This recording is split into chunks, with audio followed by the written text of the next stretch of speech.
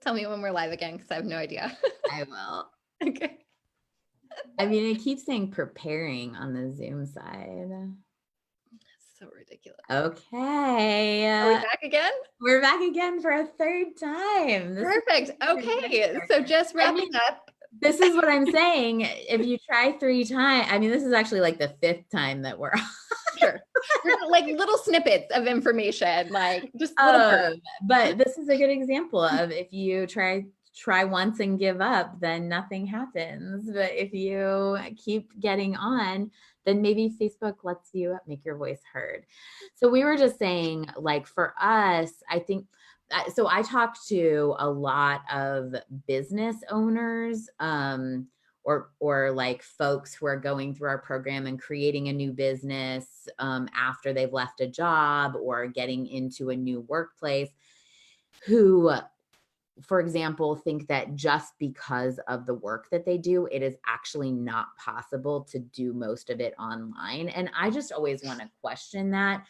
Not that online is always the easiest answer, but like, right, like having online services is 100% of the time, not just during quarantine, an accessibility issue for a lot of people. Like a lot of our clients are so anxious and so afraid that going into a law office is too intimidating from them. But if they can meet with us on Zoom, on technology, even on a phone call, they will show up and they will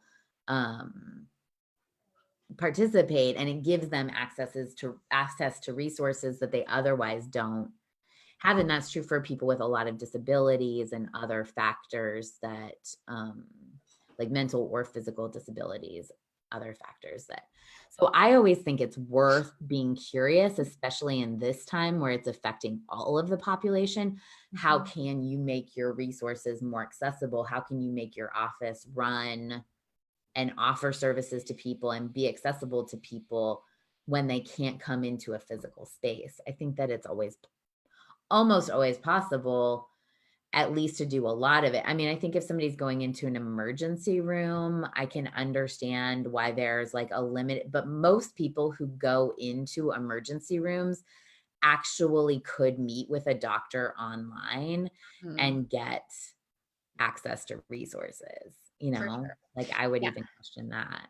And Yeah. this is like a great time, like great segue, and I'll try and make it quick because I know our time might be short, but a great segue to say thank you to everyone who is making resources available online. Like there's so much good stuff out there right now, and it is like filling my heart with so much like joy and delight. Like you can watch like Broadway musicals online. You can watch operas online. Last night we listened to like the legends and myths of Ireland from a storyteller who did like a live stream.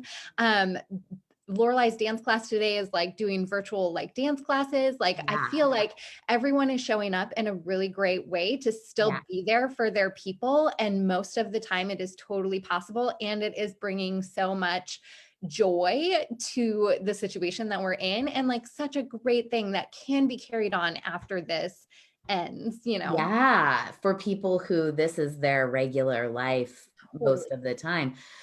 I mean, the other thought that I have about it is I've seen a lot of people say, limit your exposure to social media, limit your exposure to the news, get outside and take walks. And I think that that is really good advice, because I think that we do, like, it's easy in this time to gravitate towards alarmist news that we have no control over. I know in Lane County, we had our first death from coronavirus.